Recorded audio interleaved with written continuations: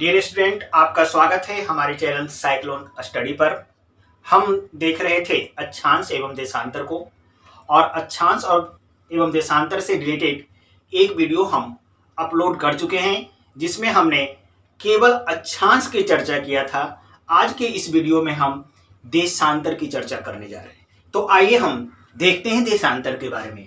तो आज हम जो चर्चा करेंगे देशांतर के बारे में चर्चा करेंगे, और देशांतर का जो इंग्लिश होता है यह इंग्लिश होता है इसका लॉन्गिट्यूड। इंग्लिश क्या होता है? लॉन्गिट्यूड।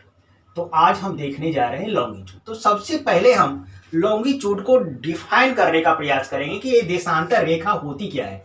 तो देखिए, हमने यह ग्लोब बनाया। ग्लोब पर आइए समझते हैं।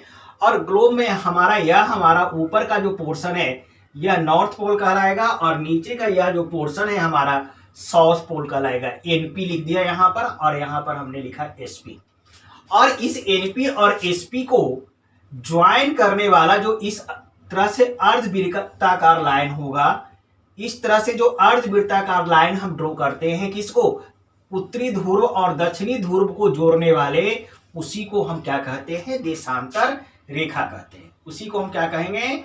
देशांतर रेखा कहते हैं। तो अगर आपसे पूछा जाएगा कि देशांतर रेखा क्या है, तो हम कहेंगे उत्तरी ध्रुव। इसका डिफाइन हम क्या लिखेंगे? उत्तरी ध्रुव और दक्षिणी ध्रुव को जोड़ने वाली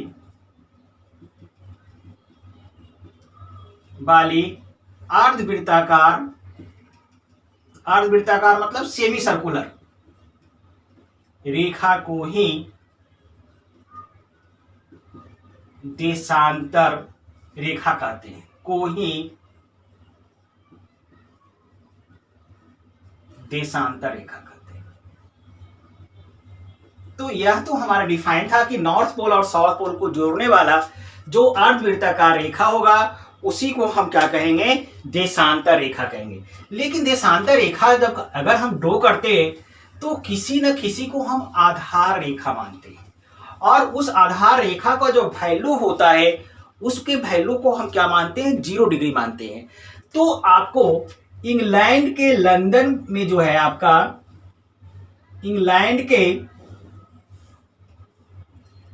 लंदन में ग्रीनविच वेधशाला है, और वहां से जो देशांतर रेखा गुजरती है उस देशांतर रेखा को ही आधार रेखा माना गया है, और उसको आधार रेखा मानकर ही सभी देशांतर रेखा को ड्रॉ किया गया। तो हम लिख रहे हैं इंग्लैंड के लंदन के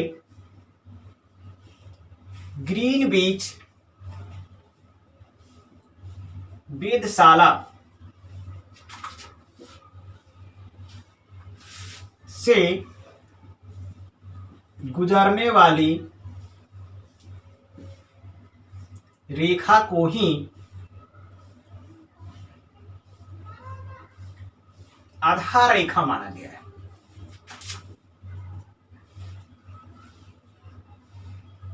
और इसी को आधार मानकर आप इसको भी लिख लीजिए, और इसी को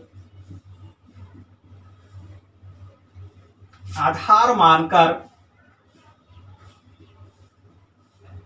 अन्य देशांतर रेखा खींची गई है। रेखा खींची गई है। तो देखिए, आपका जो आधार रेखा होगा उसकी वैल्यू क्या होगी? आपको यह ग्रीनविच से जो रेखा खींची गई है उसी ग्रीनविच को से खींची जाने वाले को ही ग्रीनविच रेखा के नाम से भी जानते हैं हम। यही ग्रीनविच रेखा है। इसी का एक दूसरा नाम है प्राइम मेरिडियन कहा जाता है। याद रखिएगा, प्राइम मेरिडियन। और इसी को आप हमने आधार मान दिया, तो इसकी वैल्यू क्या हो गया? 0 डिग्री देशांतर। इसकी वैल्यू क्या हो जाएगी? 0 डिग्री देशांतर। अर्थात आपके लंदन के ग्रीनविच ऑब्जर्वेटरी से जो रेखा गुजरती है जिसको हमने आधार माना, उसी को ग्रीनविच रेखा कहा गया, उसी को इंग्लिश में प्राइम मेरिडियन कहा गया। और उसका देशांतर का वैल्यू क्या होगा? आधार माने हैं तो उसकी वैल्यू को हम क्या मानेंगे? 0 डिग्री मानेंगे। और उसी को 0 डिग्री मानकर अन्य देशांतर रेखा को खींचा गया। अब यह हमने एक छोटा सा ग्लोब बनाया और यह हमारा ऊपर का पोर्शन NP और नीचे का पोर्शन SP, देख रहे हैं। अब इस NP और SP को सपोज कीजिए यह ऐसे हमने ज्वाइन किया और यही मान लिया, सपोज कीजिए यह ग्रीन बीच रेखा हो गया, यही आपका 0 डिग्री देशांतर है। इसको हम क्या कह सकते हैं, यही 0 डिग्री देशांतर या यही हमारा ग्रीन बीच रेखा या प्राइम मेरिडियन है। यही आपका 0 डिग्री देशांतर लिख दीजिए यहाँ पर, यह ग्रीन बीच या प्राइम मेरिडियन है। अब यह ग्रीन बीच रेखा या 0 डिग्री देशांतर रेखा पूरी पृथ्वी को 2 पार्ट्स में डिवाइड कर दिया। एक इधर का पोर्शन हुआ और एक इधर का पोर्शन। इधर के पोर्शन को ईस्ट नाम देंगे और इधर को पोर्शन को हम वेस्ट नाम देंगे। और ईस्ट पार्ट में जो देशांतर स्थित होगा उसको ईस्ट देशांतर कहते हैं, अर्थात पूर्वी देशांतर। इसी रेखा को हम भाग को क्या कहेंगे, इधर जो देशांतर रेखा स्थित होगा उसी को क्या कहते हैं, पूर्वी देशांतर नाम देंगे। और इधर जो देशांतर होगा उसको हम पश्चिमी देशांतर नाम दे देंगे। तो देखिए आपका ग्रीन बीच रेखा या प्राइम मेरिडियन या 0 डिग्री देशांतर पूरी पृथ्वी को 2 पार्ट्स में डिवाइड करता है। एक पूर्वी भाग होगा और एक पश्चिमी भाग होगा। और पूर्वी भाग में जो देशांतर रेखा स्थित होगा उसको हम पूर्वी देशांतर कहेंगे और पश्चिमी भाग में जो देशांतर रेखा स्थित होगा उसको हम पश्चिमी देशांतर नाम देंगे। क्लियर है आपका। अगर हम यहाँ पर कुछ देशांतर को अगर हम इस तरह से ड्रॉ करने की कोशिश करते हैं, ये 0 डिग्री आपका हो गया मान लिया, तो यहाँ पर आपका ये 0 डिग्री हो गया, एक देशांतर रेखा इसे, एक देशांतर रेखा इधर से लीजिए, एक देशांतर रेखा इधर और एक देशांतर रेखा इधर। एक बात गौर कर रहे होंगे आप, और बीच से मान लिया कि यह आपका एक लाइन दे दिया, यह 0 डिग्री अक्षांश मान लिया। यह 0 डिग्री क्या है आपका, अक्षांश, 0 डिग्री अक्षांश हमने इसको मान लिया।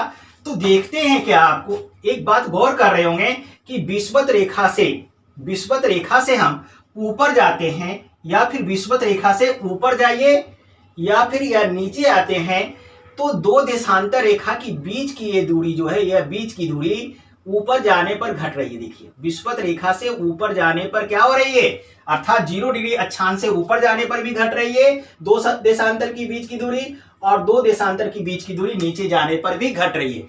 तो याद रखिएगा कि विषुवत रेखा से अर्थात 0 डिग्री अक्षांश से ऊपर या फिर नीचे जाने पर 2 देशांतर रेखाओं की बीच की दूरी क्या होती है, क्रमशः घटती जाती है। फिर से मेरी बात को सुनिए, विषुवत रेखा से या फिर 0 डिग्री अक्षांश से ऊपर या फिर नीचे जाने पर 2 देशांतर रेखाओं की बीच की दूरी क्रमशः 2 देशांतर रेखाओं की बीच की दूरी क्रमशः घटती जाती है।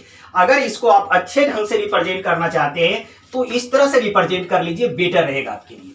देखिए मैं इसको रिप्रेजेंट दूसरे ढंग से ज्यादा नहीं लेता हूं, सिंपली 2 रेखाओं को लेंगे हम, मात्र 2 देशांतर रेखा को लेंगे।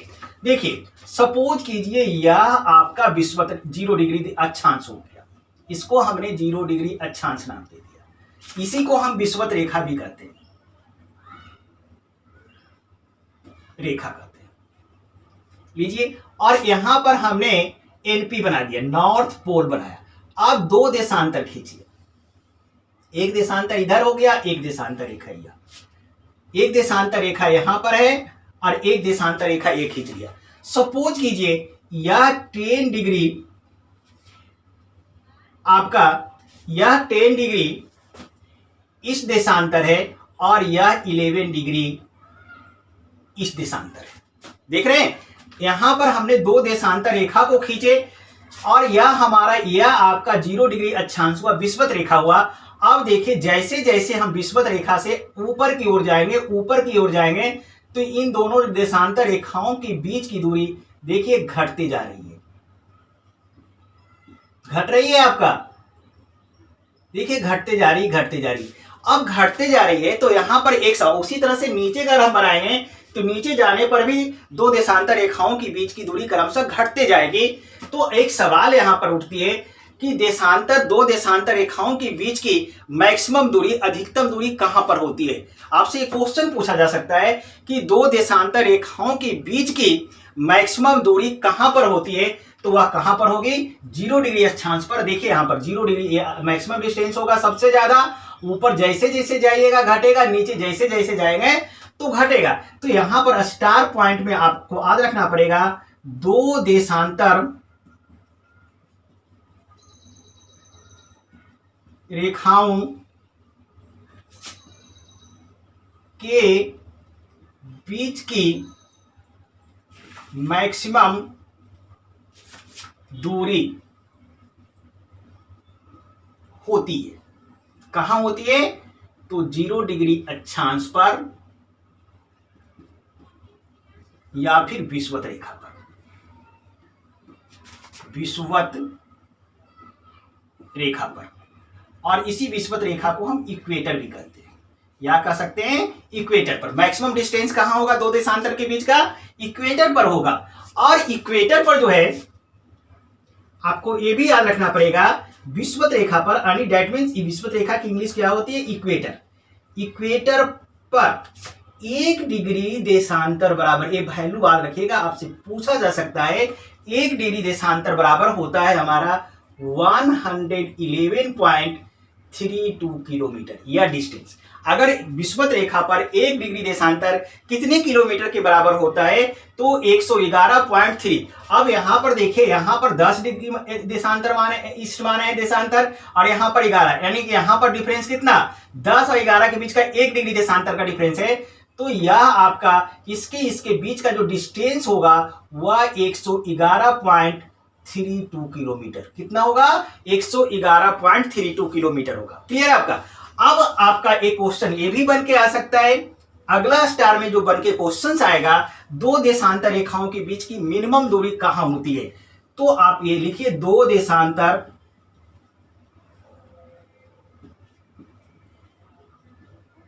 रेखाओं के बीच की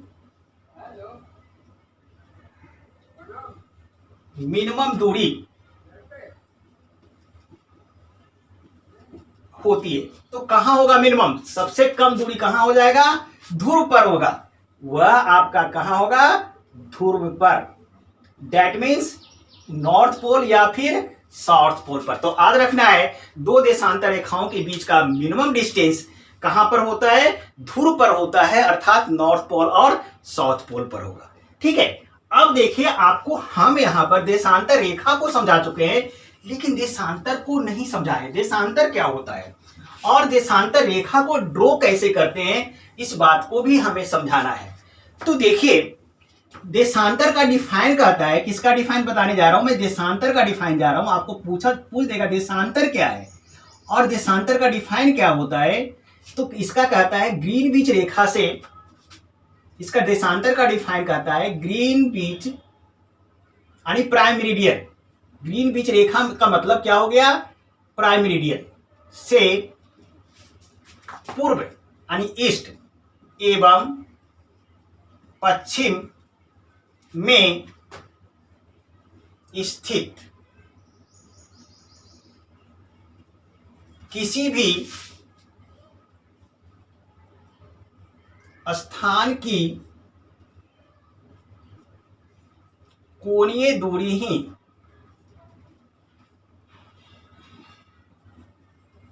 देशांतर कहलाता है। लीजिए, कहा आपको देशांतर का डिफाइन यहां पर लिखा मैंने, ग्रीनविच रेखा से पूर्व एवं पश्चिम में स्थित किसी भी स्थान की कोणीय दूरी ही देशांतर कहलाता है। कहा कि ग्रीनविच जो रेखा होता है उसकी ईस्ट और वेस्ट में अगर कोई पॉइंट ले लेते हैं, चाहे कोई प्लेस ले लेते हैं, तो उसकी जो कोणीय दूरी होगा वही कोणीय दूरी उसका क्या कहलाएगा, देशांतर। अगर वह कोणीय दूरी 5 डिग्री होगा तो 5 डिग्री देशांतर, अगर कोणीय दूरी आपका 10 डिग्री होगा तो वह 10 डिग्री देशांतर कहलाएगा। आइए इसको कैसे ड्रॉ करते हैं, हम इसको समझने की कोशिश करते हैं, देशांतर रेखा को कैसे ड्रॉ करते हैं। देखिए, यहां पर ड्रॉ करने के लिए थोड़ा सा इमेजिन करना पड़ेगा। देखिए, हमने यह आपको एक डायग्राम बनाया, या ग्लोब नहीं बनाया, इसको समझिए, इसको यह जो बनाया इसको विजुलाइज कीजिए। आप ग्लोब पृथ्वी के ऊपर जाइए, ग्लोब ले लीजिए और ऊपर में पहुंचिए नॉर्थ पोल पर, और नॉर्थ पोल से इसका पिक्चर लीजिए।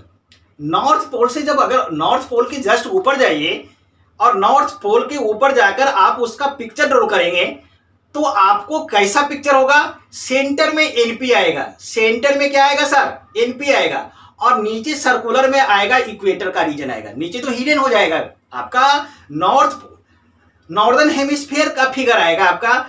आपको ऊपर से नॉर्थ पोल की जाके ऊपर से जाके अगर पिक्चर लेते हैं तो आपको सेंटर में, या देखिए ऊपर से हम पिक्चर लेंगे तो सेंटर में तो हमारा यह देखिए सेंटर पोर्शन, यह सेंटर में हमारा एनपी का रीजन आएगा।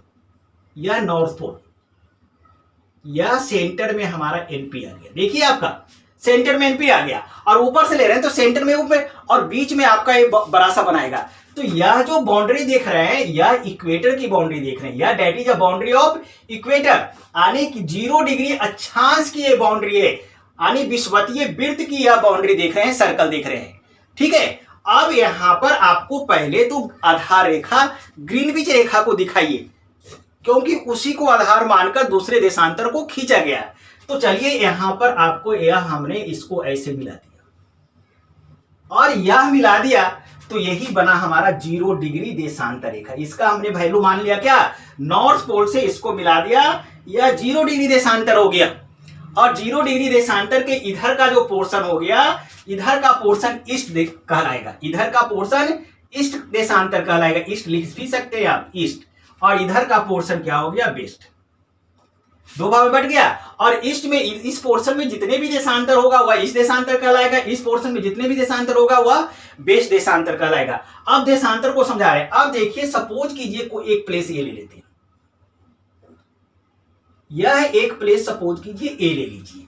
अब यह ए का आपका इस कितनी दूरी होगा? कोणीय दूरी बताना है। किससे कोणीय दूरी बताना है? ग्रीनविच रेखा से। देखिए यहां पर कोणीय दूरी किससे बताना है? ग्रीनविच। ग्रीनविच बोले तो 0 डिग्री देशांतर, यही ग्रीनविच रेखा 0 डिग्री है। अब ए का देशांतर पता करना है तो ग्रीनविच रेखा से कोणीय दूरी कितना है, तो इसको ऐसे मिला दीजिए। मिला दिए, मिलाने पर जो है ए को मिलाया, अब मिलाने पर यहां पर कोई एंगल बना होगा। अब यह देखिए कितना का एंगल है। सपोज कीजिए यह एंगल 5 डिग्री का है तो यह 5 डिग्री देशांतर कहलाएगा। और चूंकि ईस्ट में है तो ये 5 डिग्री ईस्ट देशांतर कहलाएगा। समझ में आ गया? देशांतर क्या हुआ? किसी भी स्थान की कोणीय दूरी जो होता है आपका ग्रीनविच रेखा से, वही देशांतर कहलाता है। जितना डिग्री का एंगल बनाएगा उतना डिग्री ईस्ट देशांतर, या उतना डिग्री हम उसको वेस्ट देशांतर लिखेंगे। अब देशांतर रेखा कैसे खींचते हैं? देखिए आपको इस तरह से खींचते। देखिए यहां से हमने एक एंगल बना के यह खींचा 5 डिग्री पर, तो यह 5 डिग्री ईस्ट। सही से लिख देता हूं थोड़ा सा, ये 5 डिग्री ईस्ट देशांतर। उसी तरह से यहां से एक एंगल बना के देखिए, यहां एंगल बना, सपोज कीजिए यह 20 डिग्री ईस्ट देशांतर हो गया। इसी तरह से आप इधर ईस्ट का पोर्शन है, खींचते जाइएगा 1 डिग्री 2 डिग्री इस तरह से खींचेगा। 1 डिग्री देशांतर, 2 डिग्री देशांतर, 5 डिग्री, 10 डिग्री, 20 डिग्री, 25, और खींचते खींचते यहां पर आइएगा तो कितना डिग्री आ जाएगा? सीधे 90 डिग्री ईस्ट देशांतर आएगा। देख रहे हैं? और 90 के बाद ऊपर जाइए, फिर सपोज कीजिए 100 डिग्री ईस्ट देशांतर हो गया। और इस तरह से खींचते जाइए, 1 डिग्री 2 भरते जाइएगा तो सीधे ऊपर जो आएगा तो इस तरह से यहां से चलकर यहां तक आइएगा। यहां से चले और पूरा यहां पर आ जाइएगा तो कितना डिग्री घूमे? एंगल बना, यहां से यहां तक घूमिएगा तो 180, यहां से लेकर यहां घूमिएगा तो कितना डिग्री? 180 डिग्री देशांतर पर पहुंच गया। देख रहे हैं? तो यहां पर इधर से इधर की ओर गए तो आपका 1 डिग्री 2 डिग्री 3 4 5 6 करते करते करते करते कहां पहुंच गए? 180 डिग्री देशांतर। और ये कहां पर पोर्शन में है? इस देशांतर में आ गए। क्लियर है? उसी तरह से इधर जब आइएगा तो इधर भी ड्रॉ कीजिए। किधर? वेस्ट वाले पोर्शन में।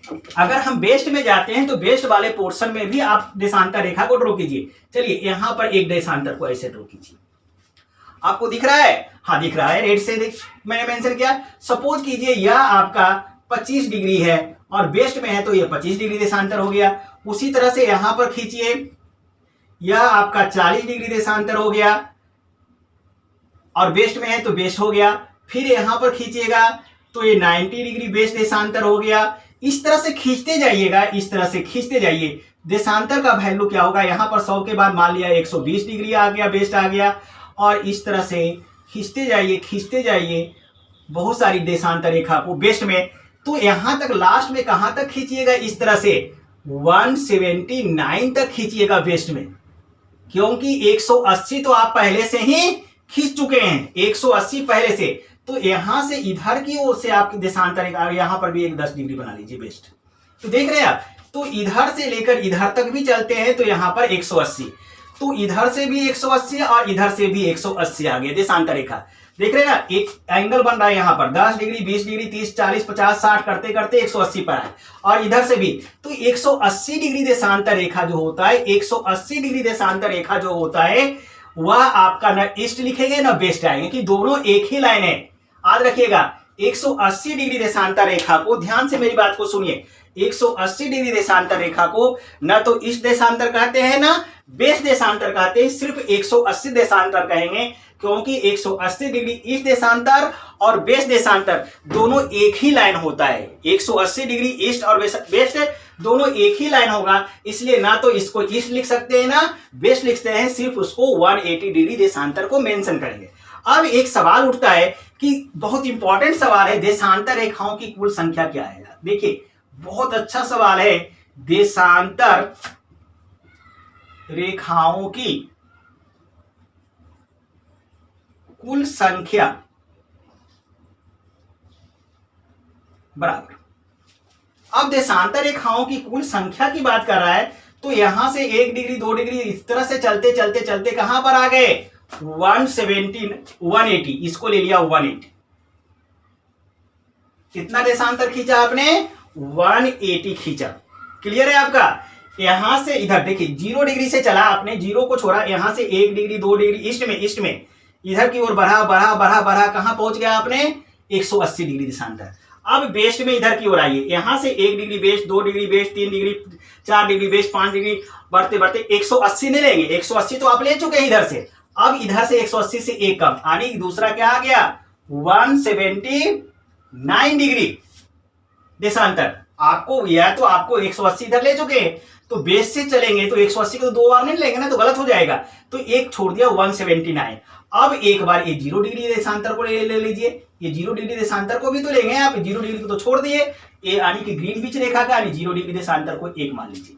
अब इस सभी को वैल्यू को प्लस करेंगे तो कितना हो जाएगा, ये 360 आ जाएगा। कितना आ जाएगा, 360। तो आपको याद रखना होगा देशांतर रेखाओं की कुल संख्या कितनी होती है, तो 360 होती है। देशांतर रेखाओं की कुल संख्या कितनी होती है, 360। तो इस बात को भी हमें याद रखना है। तो हमने देखा देशांतर रेखा को किस तरह से ड्रॉ किया गया है। अब हम देखने का प्रयास करते हैं कुछ प्रमुख देशांतर रेखाओं को। देखिए कुछ प्रमुख देशांतर रेखाओं में, यहां पर हेडिंग डाल दीजिए,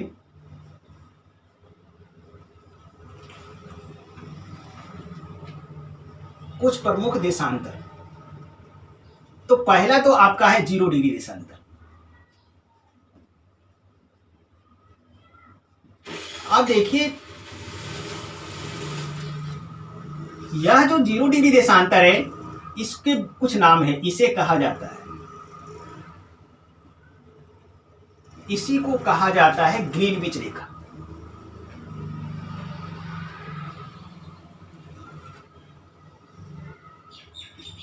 जीरो डिग्री देशांतर को ही ग्रीनविच रेखा कहा जाता है। इस 0 डिग्री देशांतर को ही प्राइम मेरिडियन के नाम से भी जाना जाता है।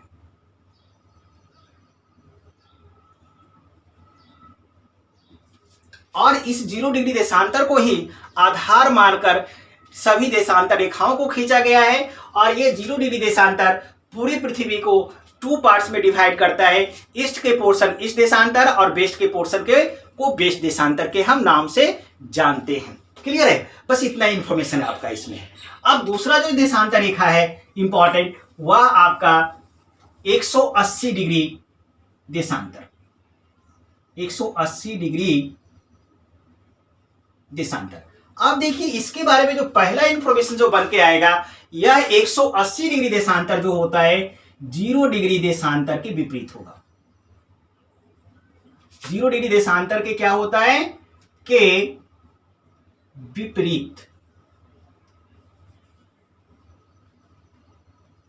यह जो है 0 डिग्री देशांतर के क्या होता है, विपरीत होता है, आपको याद रखना है। आपको दूसरी बात, आपको इसको 0 डिग्री देशांतर को ही 180 डिग्री, 180 पर है ना, 180 डिग्री देशांतर को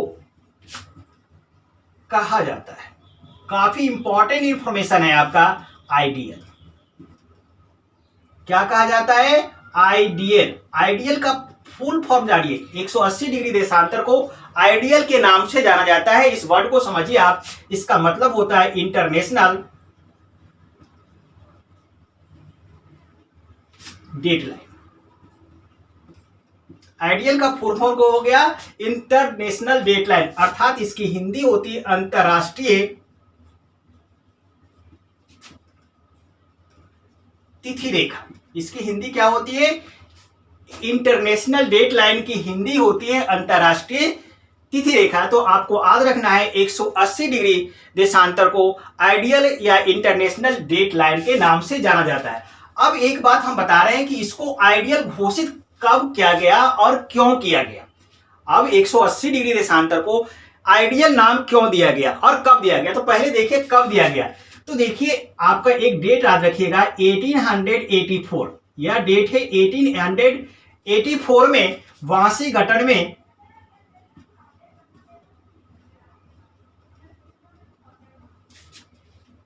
एक कॉन्फ्रेंस हुआ,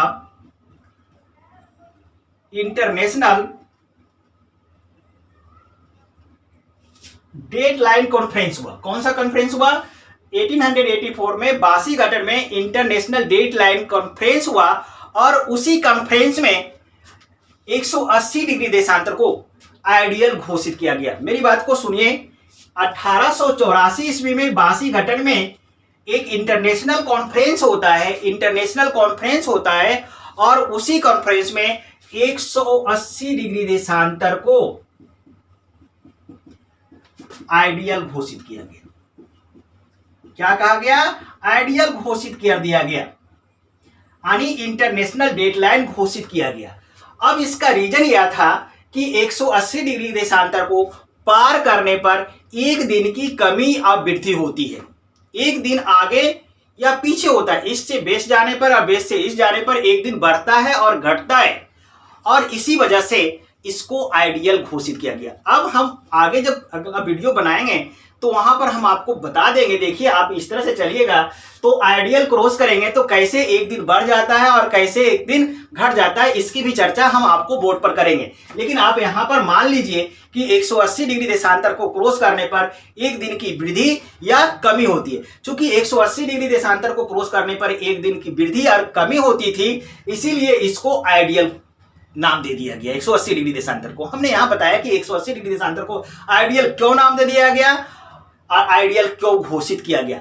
और यह एक बात और याद रखना है कि 180 डिग्री देशांतर एक स्ट्रेट लाइन नहीं है, एक सीधी रेखा नहीं है, बल्कि इस तरह से आपका जो है 180 डिग्री देशांतर कभी इस तरह से टेढ़ी है, देखिए कभी इस तरह से आपका 180 डिग्री देशांतर एक टेढ़ी मेढ़ी रेखा है। और यह टेढ़ी मेढ़ी रेखा इसलिए है कि स्थल भाग, यहां पर कोई लैंड का पोर्शन है तो उसको एम्प्लॉयड कर दिया गया, यहां पर कोई लैंड का पोर्शन है तो इसको एम्प्लॉयड कर दिया गया। उस लैंड को या तो ईस्ट में पूरी तरह से वेस्ट में रख दिया गया या दूसरे पोर्शन को या तो ईस्ट में रख दिया गया। यानी अगर कोई लैंड पोर्शन अगर आइडियल पर पड़ रहा था तो उसको पूरी तरह से या तो ईस्ट में डाल दिया गया या फिर वेस्ट में डाल दिया गया, ताकि एक ही स्टेट में, कंट्री में 2 दिन नहीं हो। क्योंकि आइडियल के इधर का दिन कुछ होगा, इधर का दिन कुछ होगा। अगर इधर मंगलवार है तो इधर का दिन सोमवार होगा, ऐसे समझिए। 180 डिग्री है इधर तो 180 डिग्री के इधर वाले कहेंगे मंगलवार है और इधर वाले कहेंगे हमारा सोमवार है। अब अगर कोई पोर्शन यहां पर पड़ जाएगा, इस आइडियल पर पड़ जाएगा एक देश का, आधा इधर है आधा इधर, तो आधा वाला कहेगा मंगल और आधा कहेगा सोम, तो यह एक कंट्राडिक्शन होगा। इसलिए क्या किया गया कि उस कंट्री को या तो पूरी तरह से ईस्ट में डाल दिया गया और पूरी तरह से वेस्ट में डाल दिया गया। और यह कैसे डाल दिया? इस आइडियल को टेढ़ा करके, यह देश को टेढ़ा करके हम इधर ले लिए और इस देश को टेढ़ा करके हम इधर डाल दिए। समझ में आ गई बात?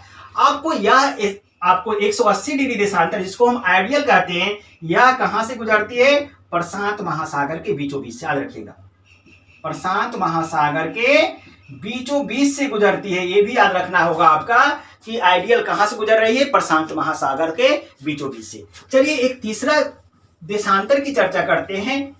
वह देशांतर का वैल्यू नहीं है आपका, केंद्रीय वर्ड है आपका केंद्रीय देशांतर, को भी जान लेते हैं। थर्ड इंफॉर्मेशन इज केंद्रीय देशांतर।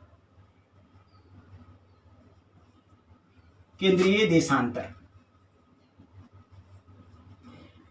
इसकी इंग्लिश होती है सेंट्रल मेरिडियन।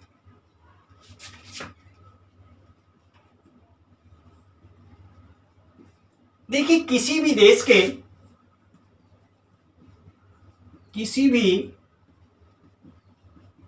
के बीचों बीच से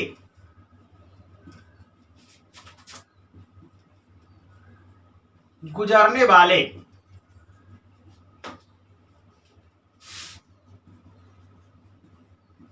देशांतर को ही केंद्रीय देशांतर कहा जाता है।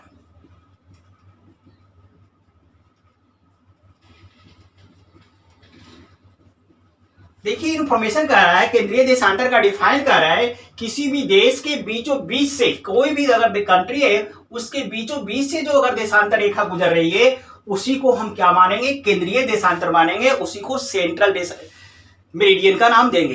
तो आपको सबसे इंपॉर्टेंट इंफॉर्मेशन हम इंडिया के कंटेक्स्ट में देंगे। तो भारत में जो है 82.5 डिग्री इस देशांतर भारत के लगभग बीचों बीच से गुजरती है, इसलिए भारत का सेंट्रल मेरिडियन 82.5 डिग्री इस देशांतर है। तो आपको यहां पर याद रखना पड़ेगा भारत का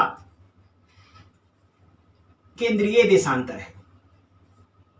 पूछ देता है कि भारत का केंद्रीय देशांतर कौन है, देशांतर है वह है हमारा 82.5 डिग्री इस देशांतर। तो याद रखेंगे 82.5 डिग्री इस देशांतर भारत का केंद्रीय देशांतर है, सेंट्रल मेरिडियन है। और आपको यह कहां से गुजरती है, तो यह है इलाहाबाद के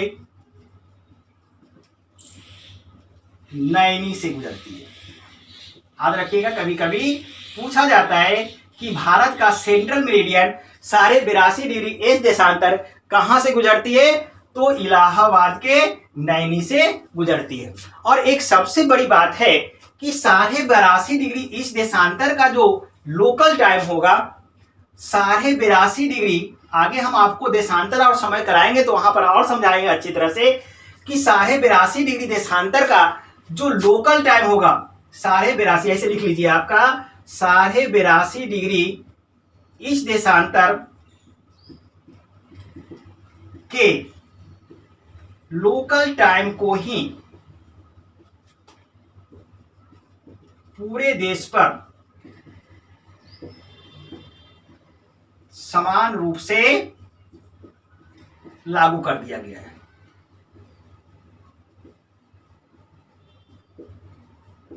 देखिए यहां पर हमने लिखा 82.5 डिग्री इस देशांतर के लोकल टाइम को ही पूरे देश पर समान रूप से लागू कर दिया गया है। अब यहां पर टाइम की चर्चा हम आगे वीडियो में करेंगे। टाइम दो प्रकार का बताएंगे, एक लोकल टाइम होगा और एक स्टैंडर्ड टाइम होगा।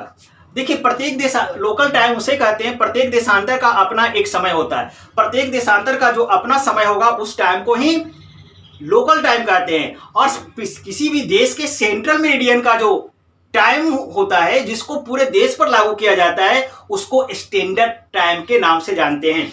तो 82.5 डिग्री इस देशांतर के लोकल टाइम को भारत में के सभी क्षेत्रों में समान रूप से लागू कर दिया गया है, जो भारत का स्टैंडर्ड टाइम कहलाता है। जो भारत का क्या कहलाता है, स्टैंडर्ड टाइम कहलाता है।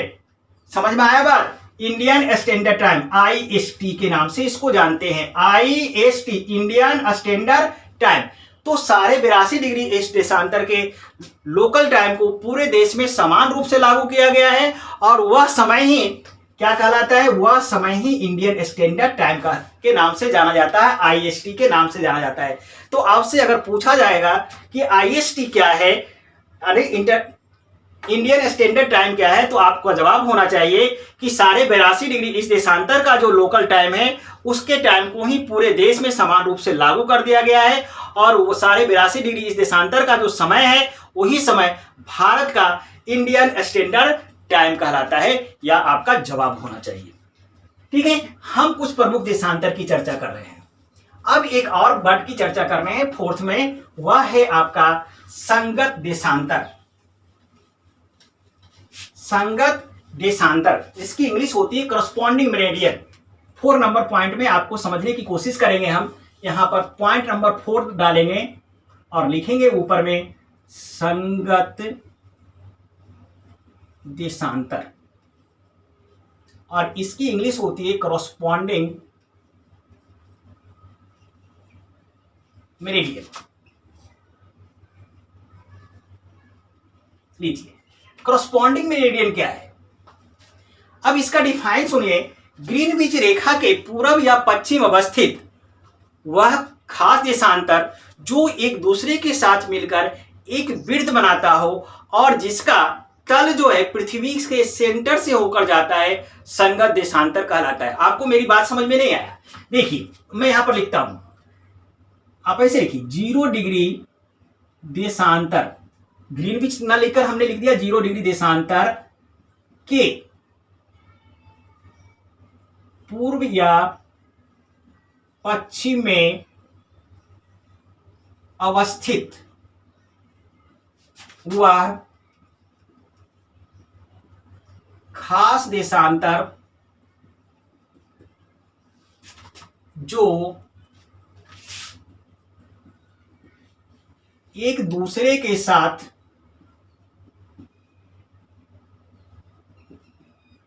मिलकर एक वृत्त बनाता हो और जिसका तल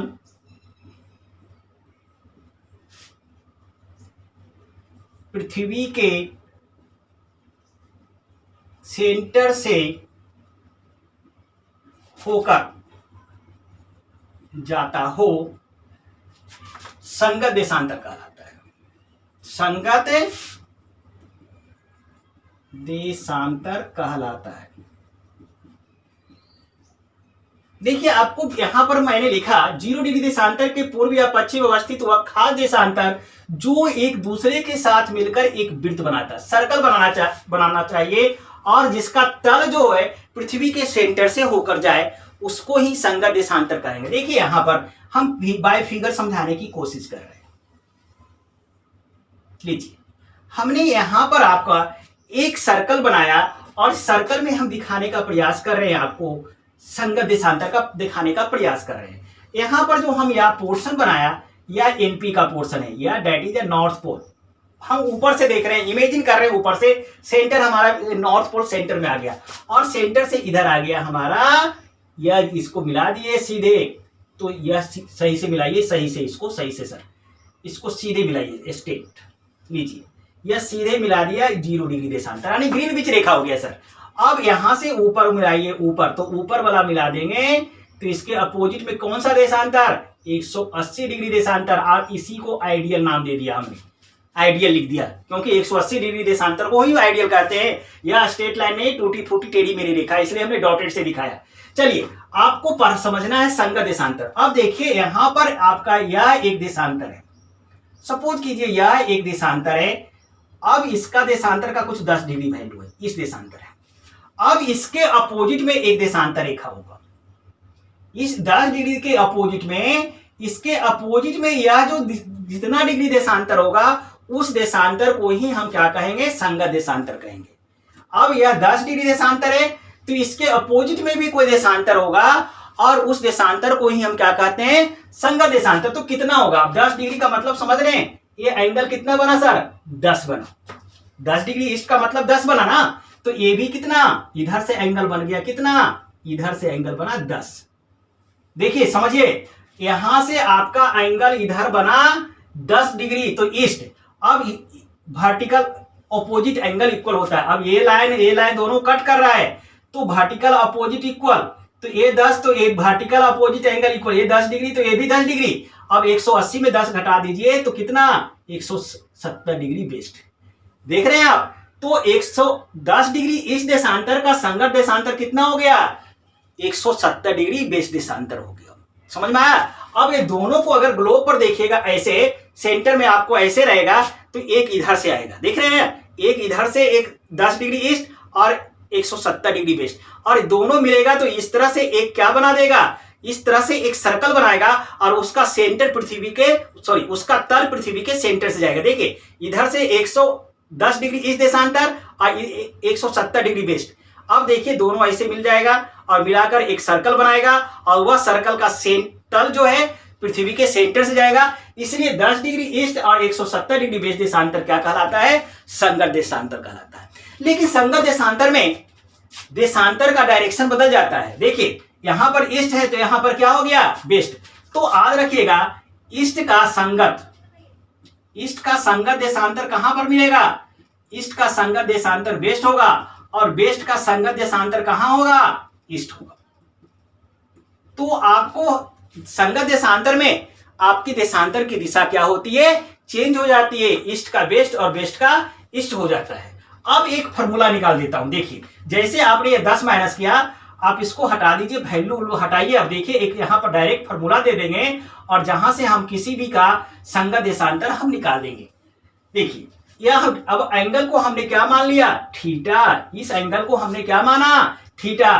तो यह एंगल भी हमारा क्या बन जाएगा, थीटा बनेगा। यह एंगल भी हमारा क्या बनेगा, थीटा। तो संगत देशांतर का जो फॉर्मूला आएगा, संगत देशांतर बराबर 180 डिग्री माइनस थीटा। याद रखिएगा संगत देशांतर का फॉर्मूला क्या होता है, 180 डिग्री माइनस थीटा। थीटा क्या हुआ, एंगल। अगर यहां पर 10, अगर अभी आपने इसको 10 डिग्री ईस्ट माना था, तो 10 डिग्री ईस्ट का संगत निकालना है, तो 180 माइनस 10, थीटा की वैल्यू बता दीजिए कितना, 170, और ईस्ट है तो इसका वेस्ट हो जाएगा। आपको उसी तरह से और काम करते हैं। अगर आपसे क्वेश्चन पूछेगा, हम देखिए यहां पर संगत देशांतर हम पढ़ रहे हैं, आपको दिमाग में बैठाइए हम किसकी चर्चा करने जा रहे हैं, संगत देशांतर, और यहां पर हम न्यूमेरिकल क्वेश्चन कुछ कराने जा रहे हैं। आपको संगत देशांतर का फॉर्मूला याद आ गया। अभी हमने संगत देशांतर का एक फॉर्मूला बनाया था, बताया, क्या बताया, आपको याद रखिएगा, संगत देशांतर बराबर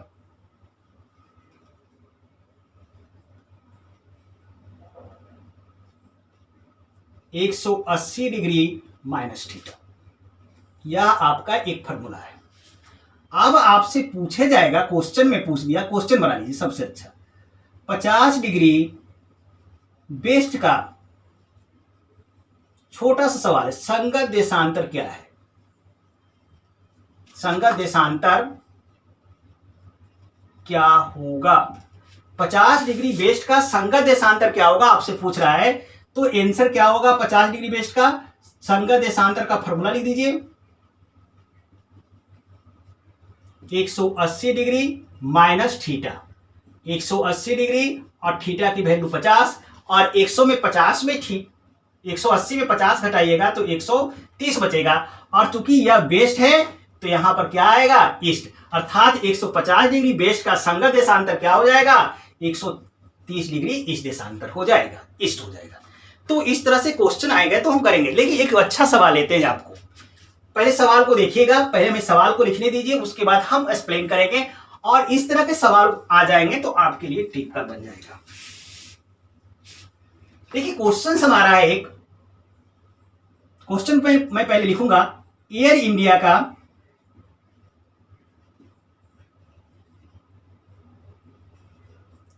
एक जहाज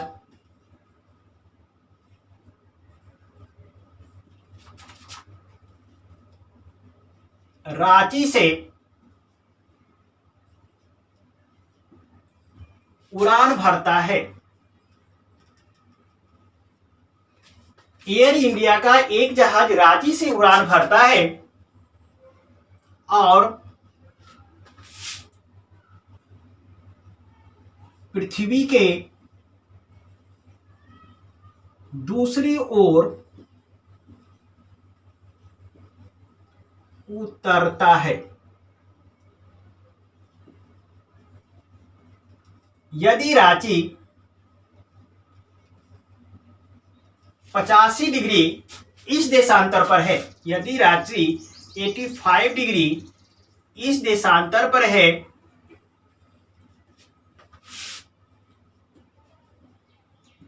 तो वह जहाज कहां उतरेगा। लीजिए, हम क्वेश्चन को फिर से मैं पढ़ता हूं और समझता हूं और उसको सॉल्व करने का प्रयास मैं करूंगा। देखिए, कह रहा है एयर इंडिया का एक जहाज रांची से उड़ान भरता है। रांची, देखिए रांची झारखंड का कैपिटल, याद रखिएगा रांची झारखंड में है और वहां का कैपिटल है।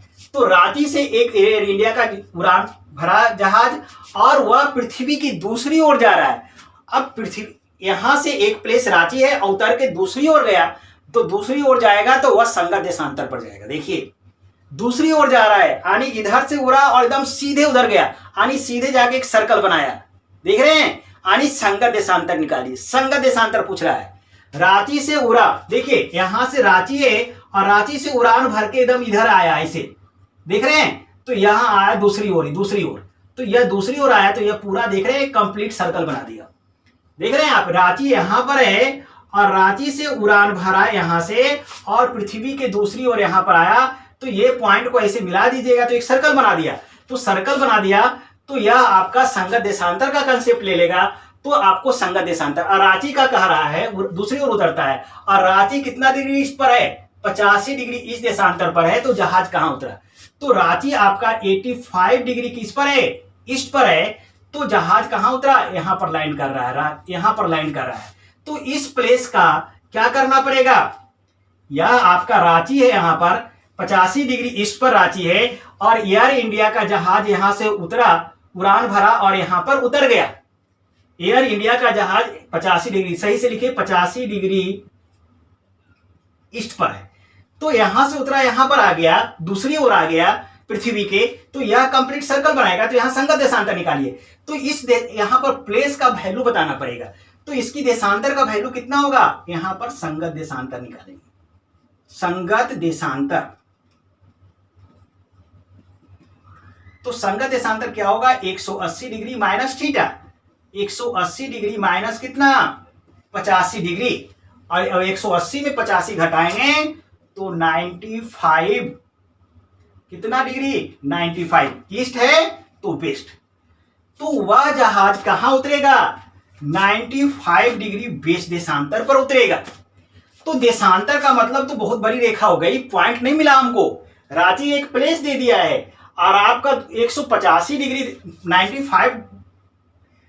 95 डिग्री बेस देशांतर, तो यह देशांतर यह 95 है, मान लीजिए 95 बेस देशांतर है। अब सवाल उठता है, 95 बेस है तो इस प्लेस पर उतरा कि इस प्लेस पर उतरा कि इस प्लेस पर उतरा, यह भी एक सवाल बताना पड़ेगा आपको। सिर्फ आपको 95 बेस्ट कह देने से आपका आंसर नहीं कंप्लीट होगा।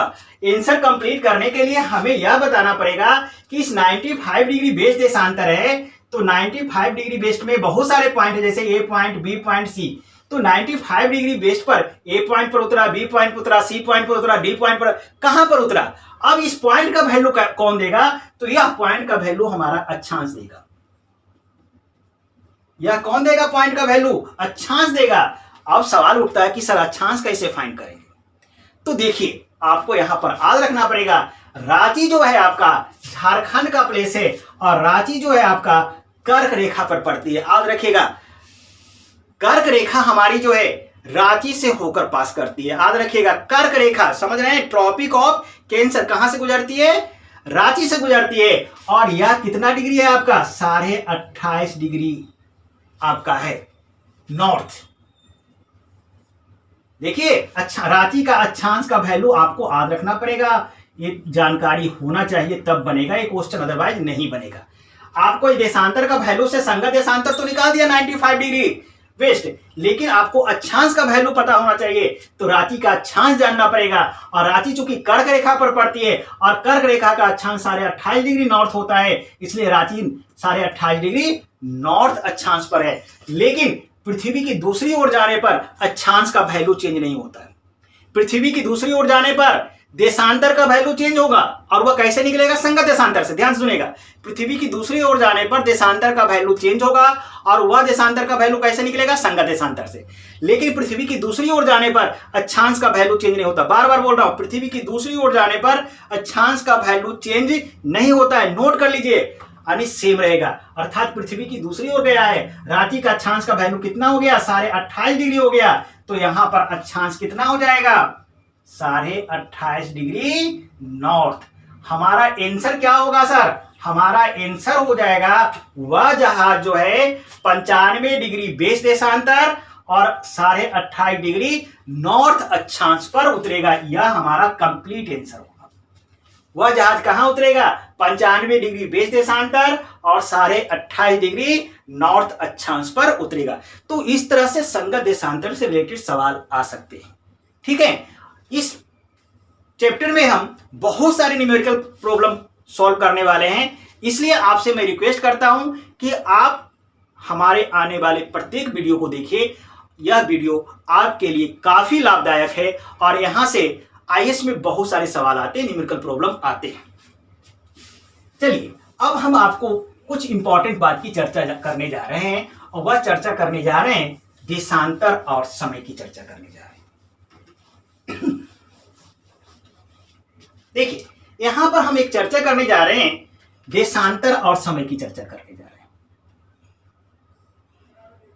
एक नया सेक्शन है, यहां लिखा देशांतर और समय। अब देशांतर और समय से रिलेटेड आपका मैथ बनेगा। यहां पर देशांतर और समय हमने लिखा, और आपको मैंने बताया था कि कुल देशांतर रेखाओं की संख्या कितना है? 360 है। कुल देशांतर रेखाओं की संख्या कितनी है सर? कुल देशांतर रेखा कितना? 360 डिग्री है। अब देखो, पृथ्वी कुल देशांतर इस तरह से आपके कितने बने? 360 बने हुए हैं। अब पृथ्वी पूरा चक्कर लगाने में 24 घंटा, पृथ्वी पूरा चक्कर लगाने में 24 घंटा, और देशांतर भी कितना? 360। अर्थात 24 घंटे में पृथ्वी 360 देशांतर को घूमती है। आपको मेरी बात को समझिए, आपको देशांतर रेखा इस तरह से खींची गई, समझिए, और इस तरह से खींची गई, और ये कितने हैं? 360 हैं, और पृथ्वी को इस तरह से पूरा चक्कर लगाने में 24 घंटा। इससे कंक्लूजन क्या निकलता है? इससे कंक्लूजन यह निकलता है कि 360 डिग्री देशांतर घूमने में कितना समय लगता है सर? 360 डिग्री देशांतर घूमने में 24 घंटे का समय लगता है। तो हम यहां पर लिख दें 360 डिग्री देशांतर बराबर 24 आवर लिख देते हैं। आपको समझ में आ गया? 360 डिग्री देशांतर बराबर 24 घंटा लीजिए। अब देखो, यहां पर 1 डिग्री देशांतर का वैल्यू निकालो। तो 1 डिग्री देशांतर बराबर कितना? 24/360 घंटा। इस घंटा को मिनट में बदलो सर। 24/360 और घंटा को मिनट में बदलने के लिए 60 से मल्टीप्लाई करो। 0 से 0 कटा दो, 6 × 36, और 6 से 24 को काटो 4। ये किस में आ गया? घंटा को आप मिनट में बदल दिए, तो यहां पर 4 आ रहा है, 4 आ रहा है। कितना वैल्यू आ रहा है यहां पर? 4 मिनट। तो आपको याद रखना होगा 1 डिग्री देशांतर बराबर कितना? 4 मिनट। तो यह एक डाटा याद रखेंगे, 1 डिग्री देशांतर कितने मिनट के बराबर होता है? 4 मिनट। 1 डिग्री देशांतर कितने के मिनट के बराबर होगा? 4। अरे 1 डिग्री देशांतर को अगर क्रॉस करेंगे हम, तो वह 4 मिनट के बराबर होगा। क्लियर है? यहां से बहुत सारे न्यूमेरिकल क्वेश्चंस बनेंगे। अब यहां पर हम टाइम की चर्चा करेंगे, और टाइम को 2 भागों में, ये डाटा याद रखेंगे आप, इसका आगे हम यूज करेंगे। यहां पर हम टाइम को 2 पार्ट्स में डिवाइड करेंगे। यहां पर हम लिखेंगे टाइम, और टाइम को 2 पार्ट्स में डिवाइड करेंगे। फर्स्ट इज हमारा लोकल टाइम, और सेकेंड इज हमारा स्टैंडर्ड टाइम।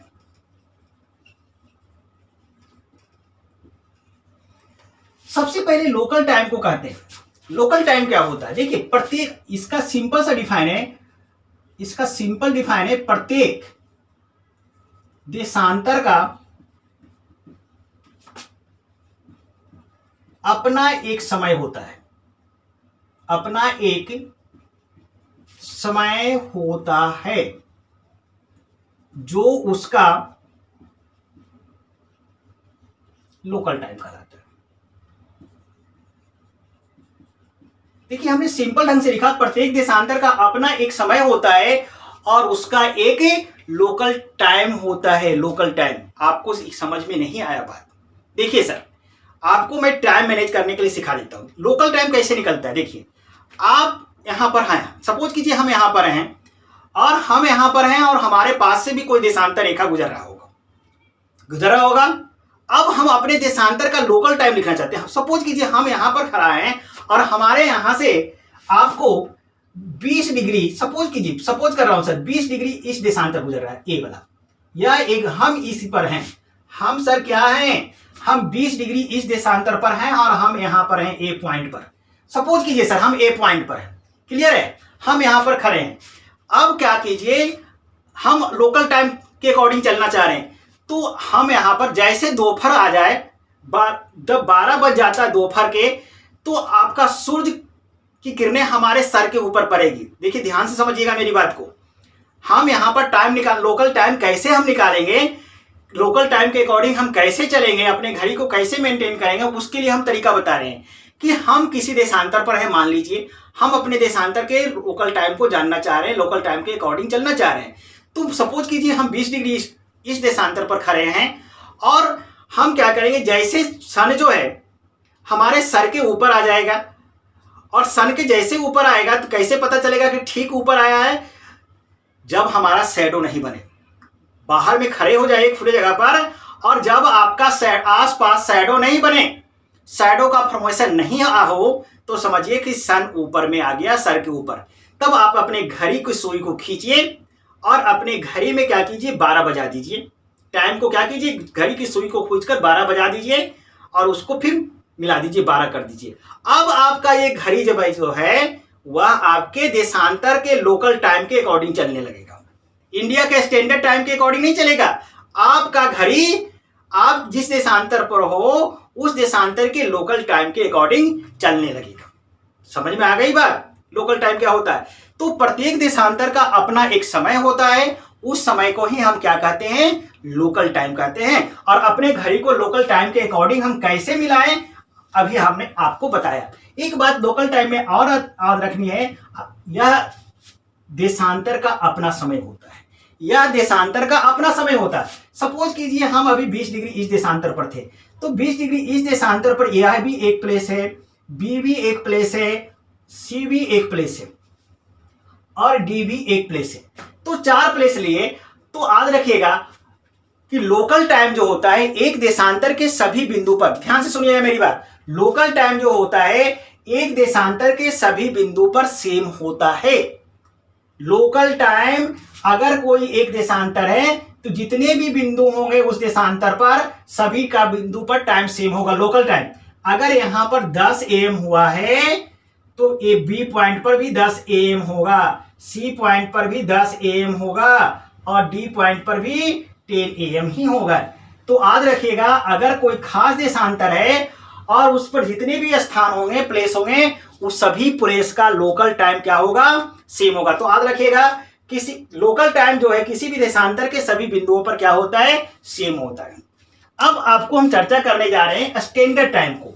स्टैंडर्ड टाइम का जो कंसेप्ट क्यों डेवलप किया गया। देखिए लोकल टाइम प्रत्येक देशांतर का समय होता है। अगर अपने लोकल टाइम के हिसाब से हम आप चलने लगे तो काफी दिक्कतें आएंगी। देखिए सपोज कीजिए इंडिया की बात करते हैं,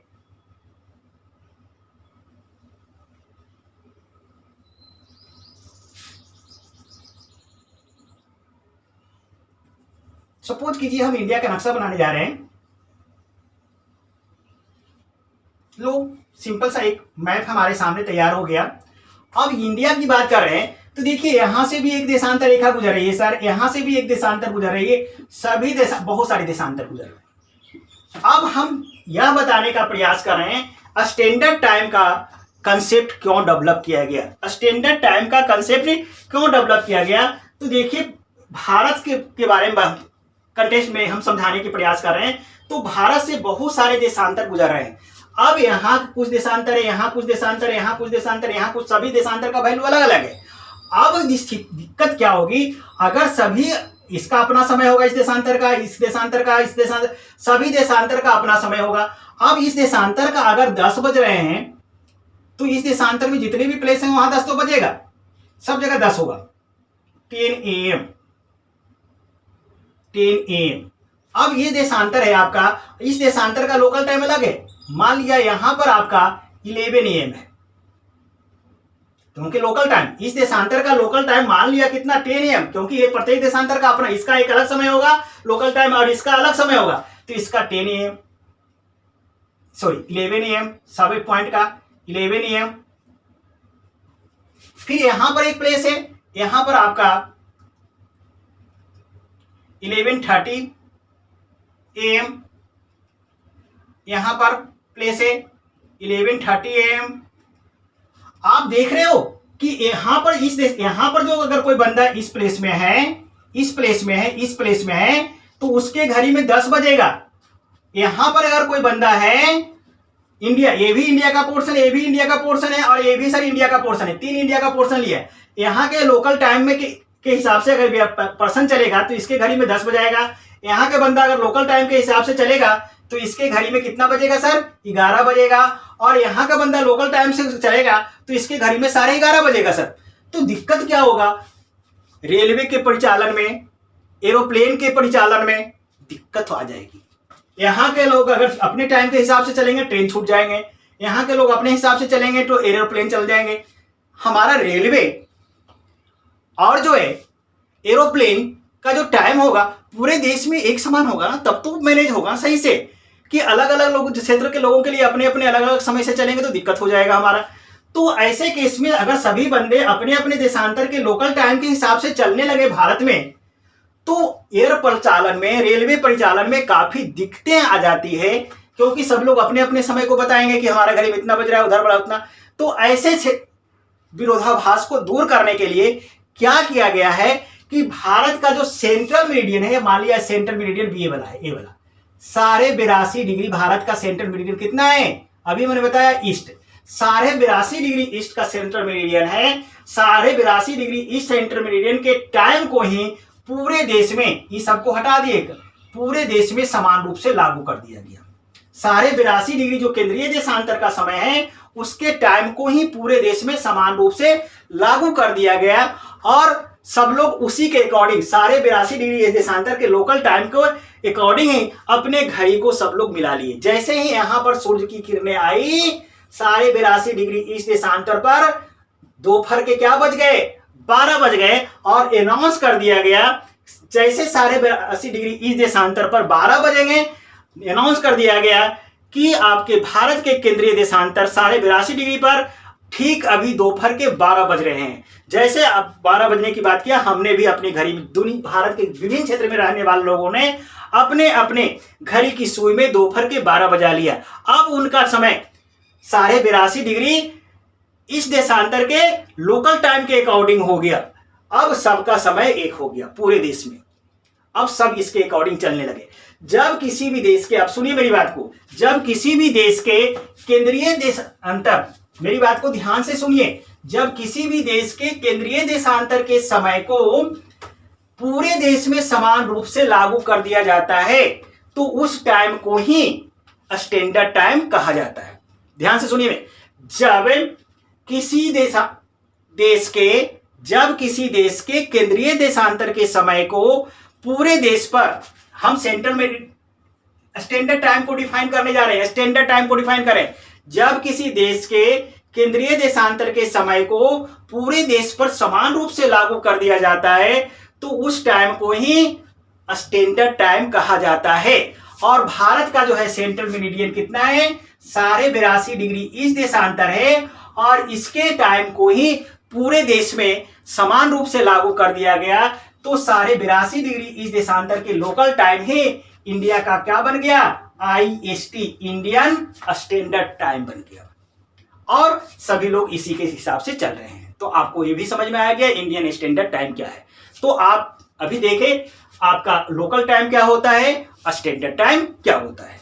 अब एक छोटी सी चर्चा यहां पर हम और करने की कोशिश करेंगे, वह चर्चा करेंगे टाइम जोन की चर्चा करेंगे। काफी इंपॉर्टेंट आपका सेक्शन से, यहां से बहुत क्वेश्चन आ सकते हैं और यह यूनिक चैप्टर भी है आपका। वह है हमारा अगला जो है, आपको हम समझने की कोशिश करेंगे टाइम जोन क्या होता है। तो देखिए टाइम जोन क्या होता है, जब केंद्रीय देशांतर का समय, अभी केंद्रीय देशांतर समझा आपने, जब केंद्रीय देशांतर का समय किसी देश या क्षेत्र पर लागू कर दिया जाता है तो वह है देश या क्षेत्र ही टाइम जोन कहलाता है।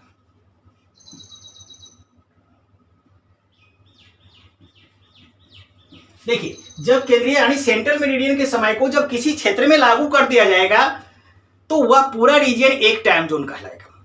समझ में आई बात? जब केंद्रीय देशांतर का समय किसी देश या, इसको सही से लिख लीजिए, या क्षेत्र पर लागू कर दिया जाता है समान रूप से, तो वह देश या क्षेत्र ही क्या कहलाएगा?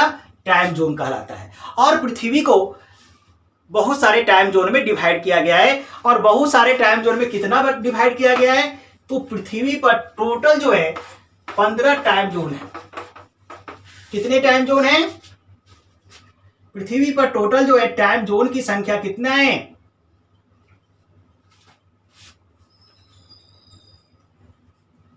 नहीं, आपको 15 नहीं है आपका, सॉरी, टोटल टाइम जोन 24, पृथ्वी को 24 टाइम जोन में डिवाइड किया गया है। टोटल टाइम जोन पृथ्वी पर कितने हैं? याद रखिएगा, पृथ्वी पर टोटल टाइम जोन कितने हैं? 24 टाइम जोन है आपका। अब आपको देखिए, आपको कितने टाइम जोन है? 24। अब एक टाइम जोन में कितने देशांतर होंगे? अब इसकी चर्चा कर रहे हैं। एक टाइम जोन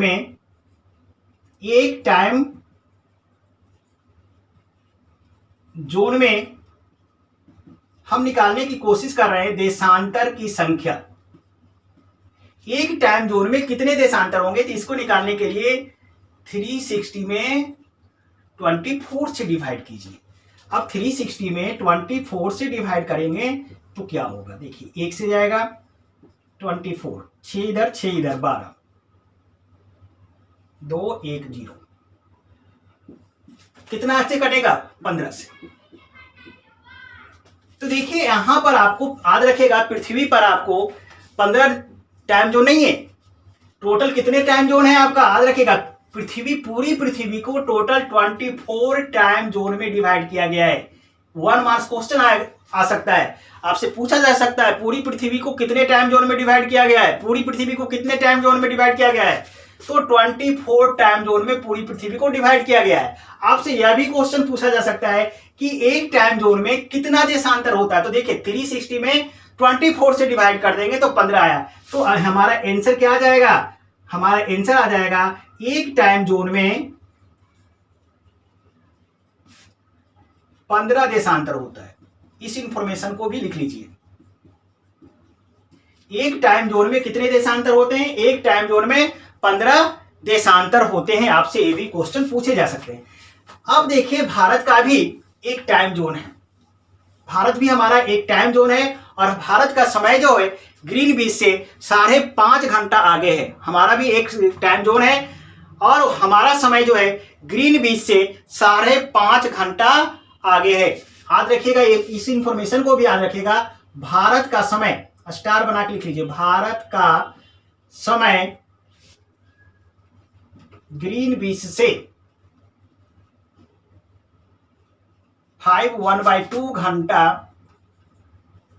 आगे है। पूछता है कभी कभी कि भारत का समय ग्रीनविच से कितना आगे है? तो 5.5 घंटा आगे है। क्लियर है? अब कोई देश जो है उसका विस्तार काफी ज्यादा होता है पूरब से पश्चिम। अगर कोई देश अगर है यहां पर इस तरह से, अब यह मान ले पूरा एक कंट्री है और इसका डेवलपमेंट ईस्ट टू वेस्ट ज्यादा है, और एक टाइम जोन में आपका कितने देशांतर, 15 ही देशांतर आते हैं। एक टाइम जोन में 15 देशांतर रखते हैं। अब यह क्षेत्र पूर्व से पश्चिम की ओर ज्यादा डेवलपमेंट है, तो इस देश में टाइम जोन की संख्या ज्यादा होगी। कुछ ऐसे भी देश हैं जो एक टाइम जोन नहीं रखते हैं, बल्कि उसके अंतर्गत 2 या 3 टाइम जोन है। ये भी एक बहुत बड़ी बात है, देख रहे ना। और ऐसे किस देशों में समस्या आता है, जिसका पूर्व से पश्चिम की ओर विस्तार ज्यादा होता है, वहां पर जो है उस कंट्री में, उस क्षेत्र में एक से अधिक टाइम जोन है। आपको यहां पर याद रखना पड़ेगा कुछ इंपॉर्टेंट कंट्री हैं जो एक से अधिक टाइम जोन रखते हैं, वो कौन कौन से हैं। अब वहां पर एक डाटा हम आपको देते हैं, उससे को याद रखेंगे, वहां से क्वेश्चन आपसे एराइज किए जा सकते हैं। जैसे में यूएसए का पूर्व से पश्चिम डेवलपमेंट ज्यादा है, इसलिए यूएसए में एक से अधिक टाइम जोन है, और यहां पर 7 टाइम जोन है। कितने टाइम जोन है? 7 टाइम जोन। तो अब आपसे पूछा जा सकता है यूएसए में कितने टाइम जोन है? 7। उसी तरह से यूएसएसआर में टोटल 11 टाइम जोन है, इसका भी डेवलपमेंट ज्यादा होने के कारण ईस्ट से वेस्ट। उसी तरह से आपका